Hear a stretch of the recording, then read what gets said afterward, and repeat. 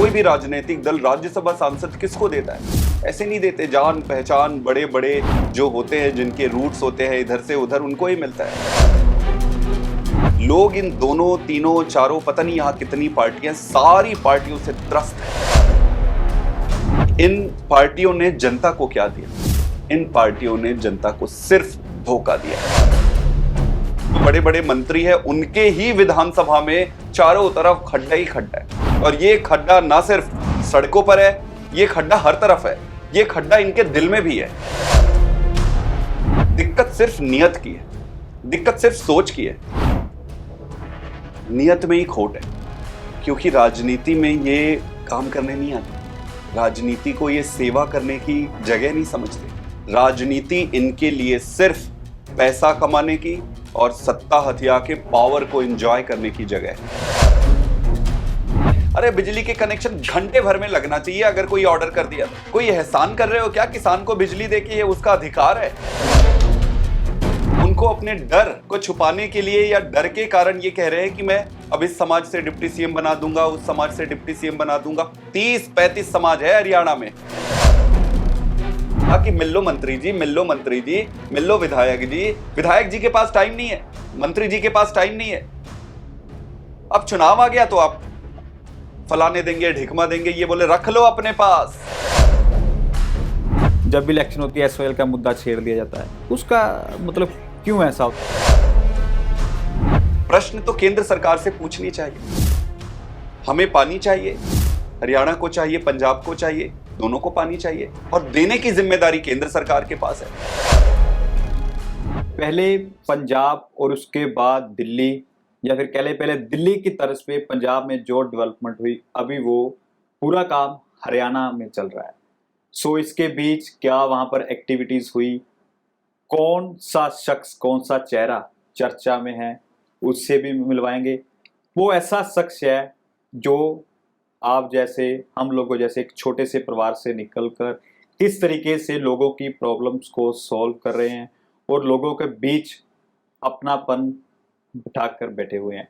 हम बात करेंगे डॉक्टर संदीप पाठक जी, जो पंजाब के एमपी हैं और आम आदमी पार्टी के नेशनल जनरल सेक्रेटरी हैं। सर, दैनिक सवेरा टीवी में आपका बहुत स्वागत। Thank you sir. सबसे पहले बात करेंगे, आईआईटी के प्रोफेसर थे, आपने और भी कई रिसर्च की। एक छोटे से गांव से निकलकर इतना बड़ा चेहरा किस तरह से बना? मुझे तो लगता है ये भगवान की कृपा, माता पिता और पूर्वजों के पुण्य कर्म है, और फिर सबसे महत्वपूर्ण आम आदमी पार्टी है जी, जहां पर एक साधारण इंसान को इतने बड़े पदों से नवाजा है। तो जब भी आप मेरिट के आधार पर जाओगे और जब भी आप मेरिटोक्रेसी पे फोकस करोगे, तो कोई भी संस्था बहुत आगे बढ़ती है। और यही कारण है कि आम आदमी पार्टी आज यहाँ तक बढ़ी है। मैं एक छोटे से गांव से हूँ, छत्तीसगढ़ में पैदा हुआ था जी। 6वीं तक की पढ़ाई मैंने अपने गांव में ही की थी। फिर 6वीं के बाद जब मैं 9.5 साल का था, अपनी बुआ फूफा जी के यहाँ आ गया बिलासपुर। वहाँ उन्होंने फिर मुझे पाला पोसा, बड़ा किया। उसके बाद पढ़ाई करते गए। एक मिडिल क्लास फैमिली से जब आप आओगे तो आपको यही रहता है कि यार पढ़ाई करनी पड़ेगी, पढ़ाई नहीं करोगे तो कुछ कर नहीं सकते। पढ़ाई करते गए करते गए करते गए, ईश्वर की कृपा से बहुत अच्छा पढ़ लिए, कैम्ब्रिज पहुंच गए, ऑक्सफोर्ड पहुंच गए, एमआईटी में काम किए। फिर उसके बाद आईआईटी में मैं असिस्टेंट प्रोफेसर जैसे ज्वाइन किया। फिर आईआईटी में जब मैंने रिजाइन किया तो मैं एसोसिएट प्रोफेसर था। इस दौरान मैं आम आदमी पार्टी को देखा। पहले तो पीछे से देखता रहा, फॉलो करता रहा। मुझे लगा कि ये लोग ठीक बात कर रहे हैं। मुझे लग रहा है कि अगर देश को विकास के रास्ते पर लेकर जाना है, अगर देश को गंदी राजनीति से बाहर निकालना है, तो इनके साथ खड़े होकर इनके साथ कदम से कदम मिलाकर लड़ना पड़ेगा जी। उसके बाद अगर बात करें तो सबसे पहले ऐसा होता था राजनीति में कि कोई बाप अपने बेटे को ही आगे लेके जाता था, अपने कज़न को आगे लेके जाता था, अपने फूफा को, अपने चाचा को, इस तरीके से आगे बढ़ता था। और सबसे पहले ये चर्चा का विषय बना कि आप एक परिवार, छोटे से परिवार से निकल के, जो कोई भी राजनीति में नहीं था, आप प्रोफेसर बने आईआईटी के, और उसके बाद सियासत में आए। सियासत में आने के बाद अब आप हरियाणा में 3 दिन के दौरे पर हैं, लोगों से कितना फीडबैक मिला, लोगों ने किस तरीके से आप पर, आप कह सकते हैं कि आपको प्यार से यहाँ पर बिठा के, क्या आपके महसूस किए यहाँ पर आकर? बिल्कुल सही है। जैसे आपने बिल्कुल सही प्रश्न पूछा। आप मुझे जैसे अगर देखेंगे या कोई भी मुझे देखेगा तो ये नहीं कह सकता कि ये किसी राष्ट्रीय पार्टी का नेशनल जनरल सेक्रेटरी है। कोई भी राजनीतिक दल, बड़े राजनीतिक दल मेरे जैसे साधारण व्यक्ति को ये इस ऐसे पदों पर बैठाएगा। कोई भी राजनीतिक दल राज्यसभा सांसद किसको देता है? ऐसे नहीं देते। जान पहचान बड़े बड़े जो होते हैं, जिनके रूट्स होते हैं इधर से उधर, उनको ही मिलता है। यही खास बात आम आदमी पार्टी की है और आपके माध्यम से मैं पूरे देश को ये बताना चाहता हूं कि ट्रांसपेरेंसी और मेरिटोक्रेसी ये बहुत इंपॉर्टेंट है और ये दोनों ही चीजें आम आदमी पार्टी में है। इसीलिए मैं और मेरे जैसे कई सारे लोग, कई सारे आप दिल्ली में देखेंगे जो मंत्री बने, जो एमएलए बने, सारे आम परिवार से। आप पंजाब में देखेंगे हमारे जितने, हमारे मान साहब मुख्यमंत्री एक हेडमास्टर के परिवार में जन्मे थे, हेडमास्टर थे, उनके फादर किसान के परिवार में जन्मे और आज कितना अच्छा काम कर रहे हैं। सारे एमएलए आप देख लीजिए, ज्यादातर एमएलए को आप देखेंगे तो साधारण परिवार से आते हैं। तो जिस पार्टी की आइडियोलॉजी ही ट्रांसपेरेंसी और मेरिटोक्रेसी पर आधारित है, वहीं ऐसा नजारा देखने को मिलता है। अब मैं बताता हूँ पंजाब के बारे में। पंजाब में जब मैं काम किया, आज तो चलो मैं नेशनल जनरल सेक्रेटरी हूँ, सांसद हूँ, बहुत सारे लोग मुझे इसलिए भी अच्छे से बात करते होंगे, प्यार करते होंगे क्योंकि मेरे पास पद है। लेकिन पंजाब का मैं आपको बताऊं, पंजाब में जब मैं काम करता था ना मेरे पास कोई पद था, मैं कोई भी नहीं था। पंजाब ने जो मुझे प्यार दिया उसका एहसान मैं अपने जीवन भर नहीं उतार सकता। और आज जीवन मैं अपने खून के एक एक बूंद रहते पंजाब की सेवा करूंगा। पंजाब ऐसा था कि जैसे लव एट फर्स्ट साइट। मैं वहां गया, काम करने लग गया, सारे लोग मुझे इतना प्यार दिए, इतना प्यार दिए, इतना प्यार। मैंने पूरी ईमानदारी और शिद्दत से काम की, किसी के प्रति पार्टी ने कोई पक्षपात नहीं किया। अब जब पार्टी बढ़ रही है, मेरी जिम्मेदारी पूरे देश की है। आप देखेंगे कि पंजाब के लोग सब तरफ लगे हुए हैं। आम आदमी पार्टी के ग्रोथ में पंजाब के वॉलंटियरों का बड़ा मजबूत योगदान है। सारे हमारे एमएलए के, सारे सब लोगों के पूरे वॉलंटियर, पंजाब के वॉलंटियर ही पूरे देश में आम आदमी पार्टी को अपने सिर उठाए हुए सब तरफ मदद कर रहे हैं। वो आज जैसे हम हरियाणा में शुरुआत कर रहे हैं, हरियाणा में भी बिल्कुल वैसे ही एनर्जी है जैसे पंजाब में थी।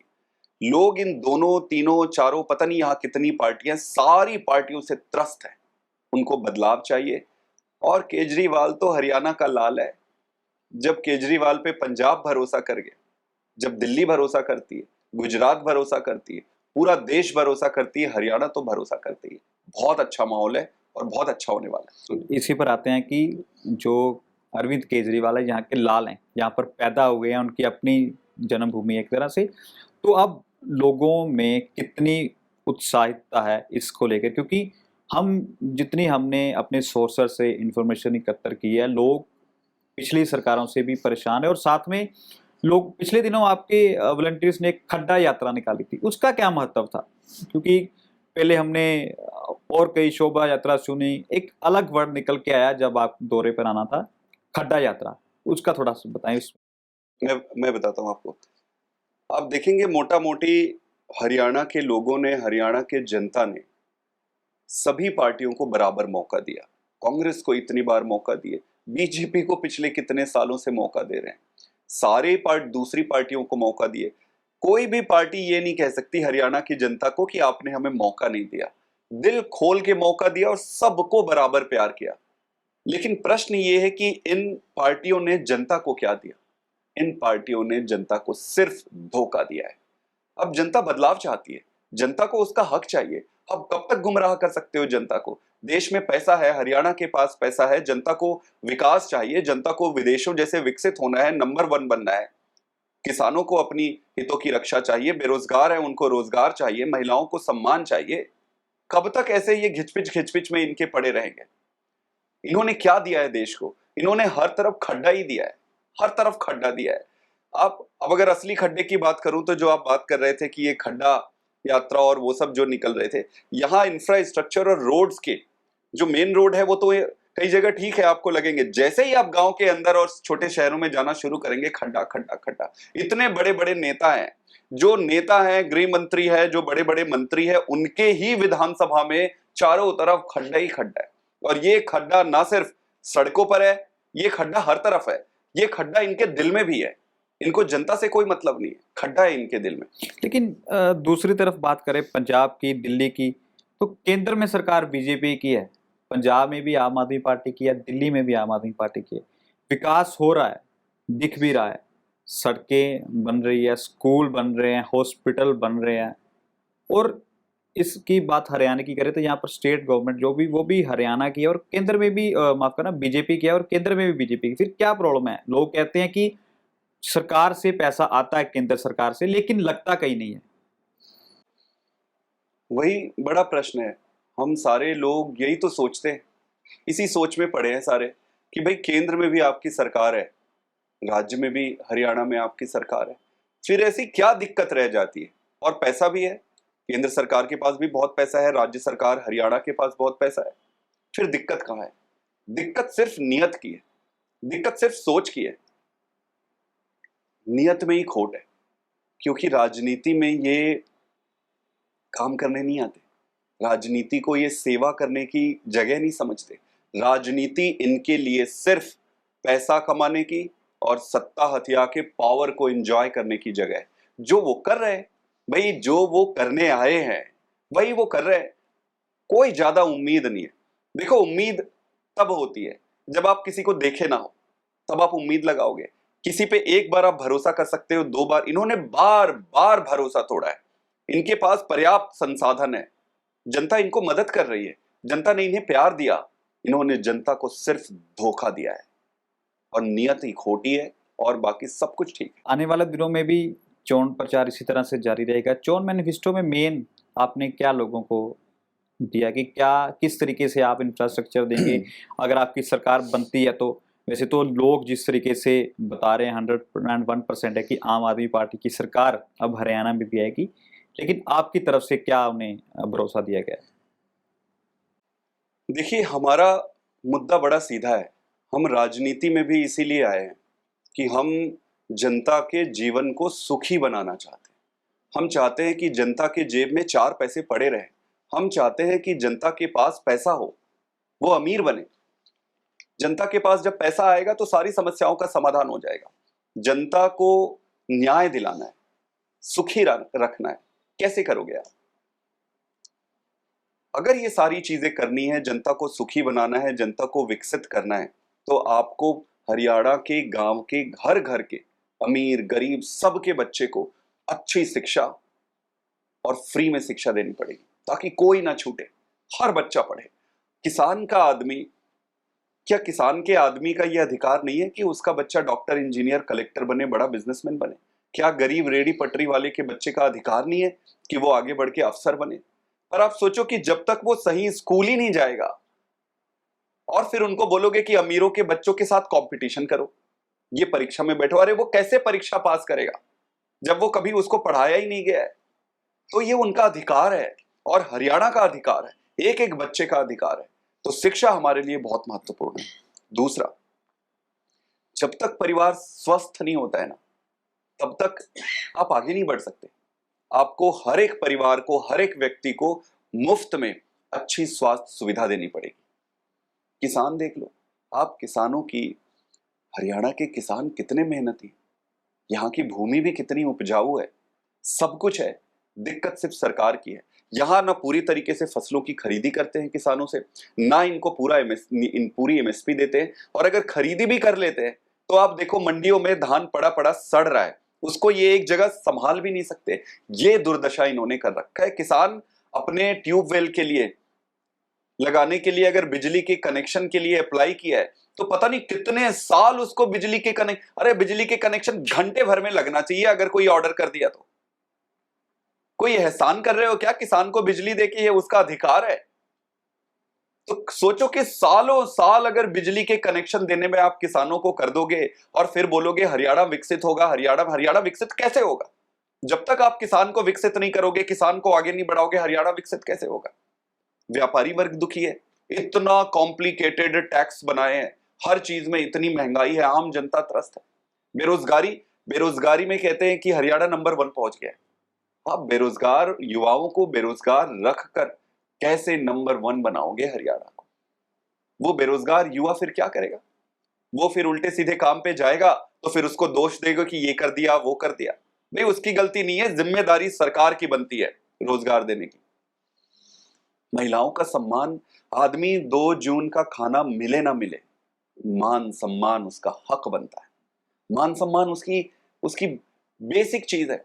हमारी बहनों के साथ क्या हुआ आपने देखा? दिल्ली में बैठे थे हरियाणा के हमारे बहुत सारी गोल्ड मेडलिस्ट बहनें थी, अपने अधिकार के लिए मांग रहे थे कि, पर भारतीय जनता पार्टी ने क्या किया? जिन्होंने गंदी हरकतें की है उनको बचा रही है भारतीय जनता पार्टी। मतलब राज्य में भी सरकार है इनकी, केंद्र में भी इनकी सरकार है। हमारी बहनें दिल्ली की सड़क पर, इनको घसीटा गया पूरी तरीके से। धिक्कार है ऐसे सरकार को। खट्टर सरकार को तो तुरंत अपना रिजाइन कर देना चाहिए, कहना चाहिए कि मैं नहीं संभाल पाया, अपनी माता बहनों की इज्जत नहीं संभाल पाया, मुझे माफ करो, मैं रिजाइन करता हूं। आज भी अगर वो कर दे तो ठीक। हरियाणा में मंत्री हैं जिनके ऊपर ऑलरेडी दाग लगा हुआ है। मतलब ये क्या चल रहा है? बदलाव चाहिए। और दूसरी तरफ यहाँ पर हरियाणा में बात करें तो कई समाज ऐसे हैं, जैसे जाट समाज हो गया, वो एक तरफ से कहते हैं कि हम पक्के कांग्रेसी है, हरियाणा कांग्रेस सरकार है, जो जैसे हुड्डा हो गए और कई ऐसे समाज के लोग हैं जो सिर्फ और सिर्फ कांग्रेस को वोट देंगे। एक पिछले दिने आपका एक स्टेटमेंट आया थी कि वो अब आम आदमी पार्टी के साथ रहेंगे, वो भूल जाएं, हुड्डा जी भूल जाएं कि अब वो उन्हें कांग्रेस को वोट देंगे, जो जाट समाज है।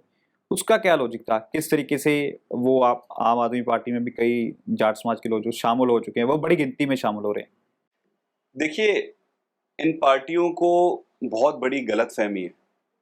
ये आज तक ऐसे ही तो राजनीति किए, इस समाज की राजनीति किए, उस समाज की राजनीति किए, वो मेरा समाज है, वो दूसरा समाज है। जब आप राजनीति में सरकार बनाते हो तो एक एक व्यक्ति के आप मुख्यमंत्री बनते हो। हुड्डा जी की दिक्कत ये है कि वो जाट समाज से आते हैं। वो अपने आप को जाट लीडर जैसे वो प्रोजेक्ट किए हुए हैं। अब वो कहते हैं कि मैं, अब उनको डर लग रहा है, उनको लग रहा है कि मैं तो जाट समाज का लीडर बन गया, मुझे जाट समाज ही वोट देगी सिर्फ, बाकी समाज तो वोट नहीं दे रहे क्योंकि मैं जाट समाज का लीडर हूं। तो इसको, उनको अपने डर को छुपाने के लिए या डर के कारण ये कह रहे हैं कि मैं अब इस समाज से डिप्टी सीएम बना दूंगा, उस समाज से डिप्टी सीएम बना दूंगा। 30-35 समाज है हरियाणा में, किस किस समाज को आप बनाओगे बताओ? और उस समाज को बनाओगे तो उस समाज का क्या होगा? इस समाज, प्रश्न, कोई समाज ये नहीं कहता कि हमारा फलाना बना दो, हमारा वो बना दो। समाज ये कहता है कि मेरे समाज में पैदा होने वाले हर बच्चे को पढ़ाओ। समाज ये कहता है कि मेरे समाज का मान सम्मान ऊंचा रखो। समाज ये कहता है कि यार मेरे बच्चों को नौकरी दो। पूरा देश ये कहता है। हुड्डा साहब को डर लग रहा है। और रहा सवाल जाट समाज इनको वोट दे रही है, ये इनके दिमाग पे है कि ये जाट समाज के लीडर है। जाट समाज को भी रोजगार चाहिए, विकास चाहिए, जो इन्होंने किया नहीं है। इनको ये बताना चाहिए कि जब ये मुख्यमंत्री थे, जब इनकी सरकार थी, तो इन्होंने क्या क्या काम किए। इनको फिर बताना चाहिए कि अगर मैं फिर से मुख्यमंत्री बनता हूं तो हरियाणा के लिए मेरे क्या क्या विजन है।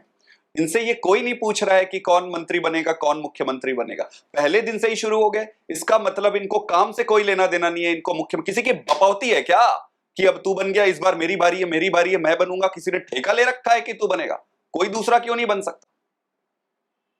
ये नहीं चलेगा। पंजाब में भी यही प्रॉब्लम थी, दिल्ली में भी यही प्रॉब्लम थी। 2 और 3 सरकारें आपस में मिलके, पहले आप फिर हम, ऐसे चलता था। जैसे आम आदमी पार्टी आई, पंजाब में भी बदलाव हुआ, उससे पहले दिल्ली में भी बदलाव हुआ। अब हरियाणा की बारी है, ये हम नहीं, लोग कह रहे हैं। और दिल्ली में, पंजाब में आपका यही विजन था, अच्छी हॉस्पिटैलिटी, अच्छी एजुकेशन जो भी प्रोवाइड करा रहे हैं। यहाँ पर भी सेम आपका ब्लूप्रिंट रहेगा या इसके अलावा कुछ और भी नया करने की उम्मीद में है? देखिए, धीरे धीरे हर दिन हम भी सीखते जा रहे हैं। जब आपका उद्देश्य बहुत पुण्य हो कि अच्छा करना है, तो आपको रास्ते में चलते चलते सीखते जा रहे हैं। जैसे दिल्ली में जो स्कूलें और हॉस्पिटल हमें ज्यादा समय लगा था बनाने में, पंजाब में अब हमें वो कम समय लग रहा है। तो बहुत सारी चीजें इस जर्नी में सीखते हैं। अब तो हमारे पास 2 राज्यों में सरकार है। दिल्ली में जो सीखा वो पंजाब में किया, ज्यादा अच्छा किया। अब दिल्ली और पंजाब में जो सीखेंगे उसको हरियाणा में इंप्लीमेंट करेंगे और अच्छा करके करेंगे। लेकिन मुद्दा सिर्फ यही है कि जनता को मजबूत बनाना है, जनता के जेब में पैसे लाना है और उसको मान सम्मान दिलाना है। उसके लिए जो भी जरूरत पड़ेगी वो करेंगे। अब आम आदमी राजनीति में आएगा। बहुत हो गया इन नेताओं का, ये परिवार बना के बैठ जाते हैं, फिर उनके बेटे, फिर उनके बेटे, फिर उनके पोते, फिर उनके नाती, फिर उनके पंती। इन्होंने, ऐसा लगता है कि इन्होंने ठेका ले रखा है सबका। जनता ने उन्हें कोई ठेका नहीं दिया है। जनता में से अब राजनीति निकलेगी, जनता में से लीडर निकलेंगे, जनता में से मुख्यमंत्री बनेंगे, जनता में से मंत्री बनेंगे। इस तरीके से करेंगे, क्योंकि जो दूसरी सरकारें हैं वो लगातार लालच दे रही हैं। कोई कहता है मैं महिलाओं को इतने पैसे दूंगा, कोई कहता है मैं एक लड़की के मैरिज पर उसे 1 तोला सोना दूंगा। इस तरीके से लालच दिए जा रहे हैं। तो किस तरीके से आप उन लोगों को समझाएंगे कि आप इन्हें छोड़ो और जिस तरीके से आम आदमी पार्टी की सरकार को अपने राज्य में लाएं? क्या आपका किस तरीके से उन्हें समझाएंगे? नहीं, देखो, जनता बहुत समझदार है। जनता समझदार है। जनता पहले जानते हुए भी कि इन्होंने पिछली बार काम नहीं किया है, दोनों में से जो थोड़ा ठीक लगता था उसको वोट दे देती थी, क्योंकि उनके पास विकल्प नहीं होता था। अब जनता के पास केजरीवाल के रूप में विकल्प है। तो सबसे पहली बड़ी बात तो ये होने वाली है, जो पहले नहीं थी, कि केजरीवाल के रूप में एक विकल्प है, ट्राइड टेस्टेड, अपना खुद का बच्चा। उसके पास एक विकल्प है, पहली चीज। दूसरी चीज, जनता को पहले ये अलग अलग चीजों से चुनाव के समय रिझाने की कोशिश करते हैं, अब भी करते हैं। आप देखेंगे कि 4.5 साल ये बड़े पावरफुल होके घूमते हैं, कोई काम नहीं करते। 4.5 साल। जैसे ही चुनाव की घोषणा होती है, जैसे ही चुनाव पास आता है, फिर ये आ जाते हैं जी, जनता के पैरों में गिरने लगते हैं, जी हम आपके ही हैं जी, पैर में आ गए। 4.5 साल तुम रहा थे। 4.5 साल जनता तुम्हारे घर के चक्करे काटते रहा कि मिल लो मंत्री जी, मिल लो मंत्री जी, मिल लो विधायक जी। विधायक जी के पास टाइम नहीं है, मंत्री जी के पास टाइम नहीं है। अब चुनाव आ गया तो आप फलाने देंगे, ढिकमा देंगे, ये बोले रख लो अपने पास, हमको अपना अधिकार चाहिए, और ये बुद्धू बनाना बंद करो। अगर तुम्हारी नीयत साफ होती तो जिस दिन चुनाव जीते थे उस दिन से जनता की सहूलियत करना शुरू करते। तो जनता समझदार है। दिक्कत पहले यही थी जनता के सामने कि उनके पास विकल्प नहीं होता था। एक छोटा चोर, एक बड़ा चोर, एक उससे बड़ा चोर, एक उससे बड़ा चोर। अब अगर 4 चोर सामने आ जाए जनता के पास, तो जनता तो फिर वही देखती है, भाई इसने आज इस बारी तो थोड़ी कम चोरी की है, इसको दे देते हैं। अगली बारी बोले अरे यार इसने तो ज्यादा कर ली, अगली बार उससे थोड़े चोर। इस बार ईमानदार आदमी, ईमानदार पार्टी हरियाणा में है, उनका अपना बच्चा है। लेकिन जब भी इलेक्शंस के दिन नजदीक आते हैं, एक 2-3 मुद्दे होते हैं। जैसे अब एसवाईएल का एक ट्रेंड चल गया है, जब भी इलेक्शन होती है एसवाईएल का मुद्दा छेड़ दिया जाता है। उसका मतलब क्यों ऐसा होता है, आपको क्या लगता है? क्योंकि पिछली बार यहाँ पर जैसे अभी बीजेपी की सरकार है, केंद्र में भी बीजेपी की सरकार है, पंजाब में भी थी, तभी केंद्र में थी, तब ये पूरा मैटर क्लोज क्यों नहीं किया गया? कैसे सॉर्ट आउट नहीं किया गया? या एक मतलब एक ट्रेंड बना के रख दिया है, हर बार इलेक्शन में यही पैंतरा अपनाएंगे? देखो, पंजाब को भी आज पानी की जरूरत है।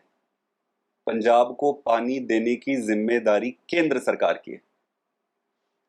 हरियाणा को भी पानी की जरूरत है। भाई पानी की जरूरत तो है, पानी चाहिए। हरियाणा को भी पानी की जरूरत है। हरियाणा को भी पानी देने की जिम्मेदारी केंद्र सरकार की है। केंद्र सरकार से पूछना चाहिए कि भाई आप हमें कब पानी दे रहे हो, कैसे पानी दे रहे हो, और अब तक आप फेल क्यों हुए हो। प्रश्न तो केंद्र सरकार से पूछनी चाहिए। हमें पानी चाहिए, हरियाणा को चाहिए, पंजाब को चाहिए, दोनों को पानी चाहिए, और देने की जिम्मेदारी केंद्र सरकार के पास है। आप देखो, दोनों राज्यों में इन सभी पार्टियों की रही है, राज्य में भी और केंद्र में भी। उसके बावजूद इन्होंने आज तक पानी दिया नहीं जी, इन्होंने कोई कदम ही नहीं उठाए। तो मेरा मानना यही है कि केंद्र सरकार को अपनी जिम्मेदारी पूरी करनी चाहिए। और लेकिन वो तो पाकिस्तान को जा रहा है, उनसे ज्यादा प्यारा भी। अब वही ना, प्रधानमंत्री जी का भी हमारे ज्यादातर ध्यान दूसरे देशों में जाकर झप्पी कराने में होते हैं। भाई अपने देश की जो समस्या है, जो जरूरतें हैं, उनकी पूर्ति करो ना, अपने देश की पूर्ति करो। पाकिस्तान को भी बिना मतलब छाती ठोक ठोक के गाली देने से काम थोड़ी हो जाता है। हमारा पानी जो बाहर जा रहा है, पाकिस्तान जा रहा है, वहां से पानी लेके आओ। उस पानी को लाने की इनकी हिम्मत नहीं है, उस पानी के बारे में बात करने की इनकी हिम्मत नहीं है। चाइना हमारे बॉर्डर पे घुस गया है, घुस के वहां पे कब्जा कर लिया है और देशभक्ति की बातें करते हैं। देशभक्ति इनकी सिर्फ भाषण में है, भाषणों में। जनता को शुरू में अच्छा लगता था, जनता को शुरू में लगता था यार अच्छा बात कर रहे हैं ये आदमी। हम सबको लगता था कि भाई ये देशभक्ति की बातें कर रहे हैं जब हम छोटे थे। बातों में ही है देशभक्ति, कर्मों में देशभक्ति नहीं है। तो जनता तो समझदार है ना, कितने बार आप बुद्ध बनाओगे। जी बिल्कुल, अगले प्रश्न पर आते हैं कि स्कूल और हॉस्पिटैलिटी, एजुकेशन और हॉस्पिटैलिटी की बात लगातार आम आदमी पार्टी की जो सरकार है वो करती है। हरियाणा में इतने कितने स्कूल है, आपने किसी का विजिट किया? हमने अपने डिस्ट्रिक्ट टीम को बोला था कि हर जिला में कम से कम एक ही स्कूल को विजिट करो और देखो वहां की स्थिति क्या है। सरकारी स्कूलों की स्थिति इतनी दयनीय है, मैं आपको बताऊं, और खुद को भी दुख होता है। हमारे देश का हिस्सा है। चाहे देखो, राजनीति कभी भी जनता के मुद्दे पर नहीं होनी चाहिए, कोई भी सरकार रहे। स्कूल, अस्पताल, इस पे आप समझौता नहीं कर सकते। हर जिले में हम जाकर देखें, हर जिले के हर गांव त्रस्त है, हर गांव का बच्चा त्रस्त है। जो स्कूल है उस पे या तो स्कूल ही नहीं है, जहां स्कूल है वहां पे टेबल कुर्सियां टूटी फड़ी है, जाले लगे हुए हैं। जहां टीचर है वहां टीचर ठीक से पढ़ा नहीं पा रहे हैं, उनको ट्रेनिंग की जरूरत है, उनकी गलती नहीं है। और कई जगह तो टीचर ही नहीं है, कई जगह तो एक एक टीचर पूरे बड़ी बड़ी क्लासों को पढ़ा रहे हैं। और ये समस्या पूरे हरियाणा के सरकारी स्कूलों की। अब देखो कि उसमें लाखों बच्चे पढ़ते होंगे उन स्कूलों में, आप लाखों बच्चों के भविष्य के साथ खिलवाड़ कर रहे हो। हर साल जब अब लाखों बच्चों के भविष्य के साथ आप खिलवाड़ करोगे, कैसे विकसित होगा हरियाणा। एक इसमें पिछले दिन एक और बात सामने आई थी कि आपके एक वॉलंटियर ने बोला था एजुकेशन मिनिस्टर को कि कोई एक ऐसा स्कूल दिखाएं जो आपने डेवलप किया हो पूरे हरियाणा में, और उसके बाद आप दिल्ली और पंजाब में जाके देखेंगे। वो पता चला था कि वो अपनी बात पर रुके, भाग गए थे वहां से। खट्टर साहब और उनके जितने मंत्री हैं उनकी गलती नहीं है। गलती इसलिए नहीं है क्योंकि उन्होंने कुछ किया ही नहीं है इतने दिन। अब क्या मुंह दिखाए। खट्टर साहब, मंत्री को तो 2 मिनट के लिए छोड़ देते हैं। खट्टर साहब की अगर सभा में कोई ये कहता है कि मुझे नौकरी कब मिलेगी, मुझे ये कब मिलेगा मेरा अधिकार, तो बोलते हैं आपको चंद्रमा भेज देंगे। कोई एक कहता है कि भाई मेरे यहाँ बिजली नहीं आती है, एक पंखा एक बल्ब चलता है, लाख रुपए मेरे बिल आए हैं, तो कहते हैं बिजली कटवा लो। तो कहते हैं कि तू चुप होके बैठ जा, किसी को सिक्योरिटी फोर्स है उसको बाहर कर देते हैं। तो ये अहंकार है, ये अहंकार। इनको ये लगता है कि हरियाणा की जनता जो मर्जी ये करे इनको जिताएगी। ये अहंकार इस बार हरियाणा तोड़ेगी। हरियाणा बहुत स्वाभिमानी प्रदेश है, ऐसे ही उसके स्वाभिमान के साथ तुम खिलवाड़ करोगे, उसकी माता बहन को बोलोगे चंद्रमा पहुंचा देंगे, उनके बच्चों को जो बिजली का अधिकार, 24 घंटे बिजली मांगना उसका अधिकार है, फ्री और सस्ती बिजली मांगना उसका अधिकार है, उसको बिजली चाहिए। तुम बताओ अधिकार कब दे रहे हो। तुम्हारे कोठी में तो 24 घंटे बिजली आती है, तुम्हारे कोठी में तो फ्री में बिजली आती है। ग्रांटेड ना ले, इस बार उखाड़ फेंकेगी। किसानों की बात करें तो आप भी बेसिकली एक किसान परिवार से संबंधित हैं। किसानों के लिए इनका कोई अच्छी फैसिलिटी इस तरीके से नहीं है, और न्यूज़ में या लोगों को ये कहते फिरते हैं कि हमने प्रॉपर तौर से इन्हें फैसिलिटी दे रखी है, पराली ये नहीं साड़ते, लेकिन लगातार देख रहे हैं कि पूरा हरियाणा ही जो है वो जो पराली है उसे आग लगा रहा है। देखो, 2 चीजें मैं आपको बताता हूँ। इसी राज्य से जुड़ा हुआ पंजाब राज्य है, कुछ समय पहले सरकार बनी है। किसानों से आप अगर जाके पूछेंगे, पंजाब में सारी की सारी फसल खरीदी कर रहे हैं, सारे फसलों पे एमएसपी मिल रहा है। सारी फसल बेच के किसान अपना घर नहीं पहुंच पाया होता है, उसके मोबाइल पे मैसेज आता है, उसके पैसे उसके अकाउंट में ट्रांसफर हो जाते हैं। आप सोचो, हरियाणा में 24 घंटे बिजली आ रही है, 90% लगभग लोगों को मुफ्त बिजली मिल रही है, 0 बिजली बिल आता है उनका। ऐसा क्या हो गया थोड़े दिन में ही कि भगवंत मान साहब वो कर पा रहे हैं। और हरियाणा नहीं कर पा रहा है। भाई हरियाणा का भी जमीन वैसे ही उपजाऊ है, हरियाणा के लोग भी उतने ही मेहनती है जितने पंजाब के लोग हैं। फिर ऐसा क्या हो गया? इन्होंने चूस लिया है हरियाणा। भ्रष्टाचार भ्रष्टाचार भ्रष्टाचार भ्रष्टाचार, चारों तरफ भ्रष्टाचार और ठेका है। कहते हैं 50-50% कमीशन लगता है अफसर किसी भी दफ्तर में आप जाओगे तो किसानों की हालत इन्होंने बहुत खराब कर दी। एक जमाने में हरियाणा का किसान, इतना मेहनती किसान, उसको बिजली नहीं मिल पा रहा है, उसके फसल के सही दाम नहीं मिल पा रहे हैं, उसकी फसल को आप खरीद नहीं पा रहे हो। लोग जैसे पंजाब के लोग भी पूछ रहे थे, दिल्ली के लोग भी पूछ रहे थे, अब हरियाणा के लोग पूछते हैं, आप ऐसा क्या करेंगे कि जिस तरीके से आप एक बार किसान जो फसल बेचता है और उसके अकाउंट में पैसे आ जाते हैं, कुछ और जैसे बिजली फ्री देते हैं, वो पैसा कहाँ से आता है आपका? ये लोग जानना चाहते हैं, क्योंकि कई लोगों को, कई उनके मन में भी ऐसा है कि ये भी भ्रष्टाचार दूसरी तरह से करते होंगे। आप थोड़ा खुल के बताएं कि आपके पैसा है जो आप उनको देते हैं, किस तरीके से आता है? मैं आपको बताता हूं, किसी भी सरकार के ईमानदारी का को मेजर करने का एक प्रमाण ये भी है कि सरकार का खजाना बढ़ रहा है या घट रहा है। आपको दिल्ली का उदाहरण देता हूं। केजरीवाल सरकार आने से पहले तक दिल्ली का खजाना खाली रहता था, उधारी में रहता था। जब से केजरीवाल जी आए हैं, क्या ऐसा किया केजरीवाल जी ने कि दिल्ली सरकार का खजाना बढ़ते जा रहा है, बढ़ते जा रहा है, फायदे में है। देश में इकलौता राज्य ऐसा है जहां पे फायदे में है। पैसा बहुत है सभी सरकारों के पास, देश में पैसा बहुत है। और पैसा कहां से आता है? पैसा जनता के द्वारा दिया जाता है। जनता टैक्स देती है, जनता इनडायरेक्ट टैक्स देती है। आप ये पानी का बोतल भी खरीदोगे तो जनता उस पर टैक्स देती है, एक कप चाय पियोगे उस पर आप टैक्स देते हो। आप जो मर्जी करो, सब चीज में जनता इनडायरेक्ट टैक्स देती है, वो टैक्स का पैसा इकट्ठा होता है। अब जनता से तो पहले ये इकट्ठा कर लेते थे, फिर सारे इकट्ठे पैसे को अपने दोस्तों की जेब में या अपने जेब में डाल लेते थे और काम कुछ करते नहीं थे। राज्य का जो खजाना है धीरे धीरे धीरे धीरे डिप्लीट होने लगता था। केजरीवाल जी ने क्या किया कि सारे करप्शन और भ्रष्टाचार के जितने छेद थे वो सबको ब्लॉक कर दिया। जो फ्लाईओवर 300 करोड़ में बननी थी वो 150 करोड़ में बन रही है, जो 600 करोड़ में बननी होती थी वो 300 करोड़ में बनने लगती है।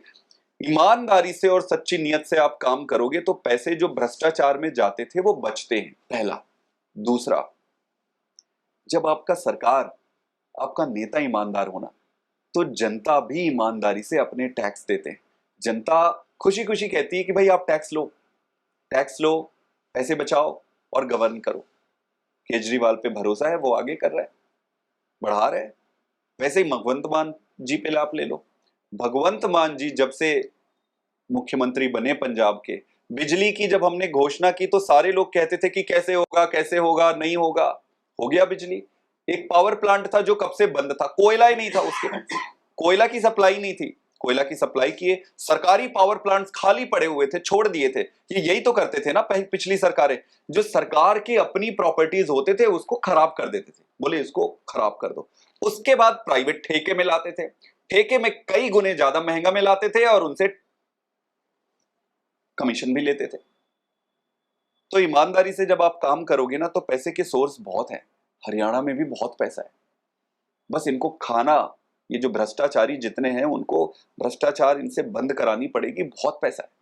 मेरा आखिरी सवाल है, विधानसभा इलेक्शंस में क्या आपका हरियाणा कांग्रेस के साथ अलायंस हो सकता है?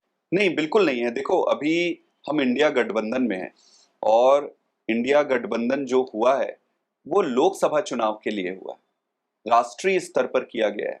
विधानसभा स्तर पर कहीं गठबंधन नहीं है। आप देखोगे छत्तीसगढ़ में आम आदमी पार्टी अलग लड़ रही है, मध्य प्रदेश में अलग लड़ रही है, राजस्थान में अलग लड़ रही है, मिजोरम में अलग लड़ेगी। तो जो गठबंधन हुआ है वो लोकसभा लेवल के लिए, विधानसभा में कोई गठबंधन नहीं हुआ है। विधानसभा के चुनाव आम आदमी पार्टी अकेले जी लड़ी। बिल्कुल, धन्यवाद। तो ये हमारे साथ आम आदमी पार्टी के national general secretary doctor Sandeep Pathak ji थे। हरियाणा के 3 दिन के दौरे में क्या क्या इन्होंने किया, लोगों से क्या फीडबैक मिल रही थी, प्रॉपर उन्होंने जानकारी जो है दैनिक सवेरा टीवी के जरिए हमारे साथ शेयर की है।